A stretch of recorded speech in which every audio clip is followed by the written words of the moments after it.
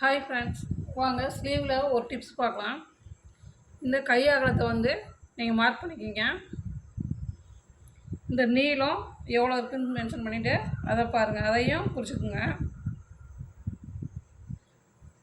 இதே மாதிரி இந்த இடத்துலையும் மார்க் பண்ணிக்கோங்க. இதில் என்ன டவுட்னா, இந்த ஸ்லீவில் எவ்வளோ குறைஞ்சிருக்காங்க அப்படின்னு நமக்கு தெரியாமல் கூட இருக்கலாம்.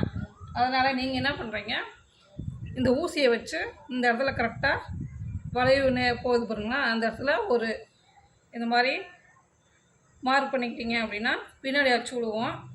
அதை நீங்கள் பார்த்துக்கலாம்.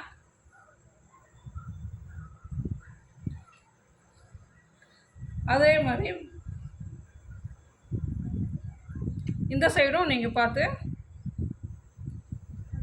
எவ்வளோ வளைஞ்சிருக்காங்க அப்படின்னு கூட நீங்கள் பார்த்துக்கலாம். இது ஒரு சின்ன டிப்ஸ் தான்.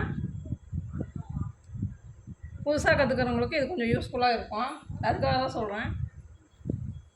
இங்கே பாருங்கள், இதுக்கும் எவ்வளோ டிஃப்ரெண்ட் தெரியுதா? இது வந்து இங்கே இருக்குது, இது வந்து இங்கே இருக்குது.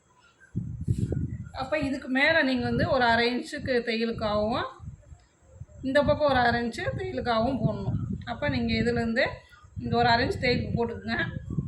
இதை அப்படியே வளைச்சி கொண்டு போயிருங்க. இந்த பக்கம் ஒரு 1/2 இன்ச்.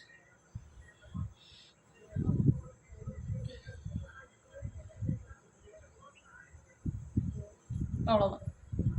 இதே மாதிரி இங்கே குறைஞ்சிருக்கும் இல்லையா, குறையிறதுக்கும் அதே மாதிரி ஒரு 1/2 இன்ச், 1/2 இன்ச்சு 3/4 இன்ச் அளவுக்கு இருக்குது. இது ஒரு சின்ன டிப்ஸ் தான்.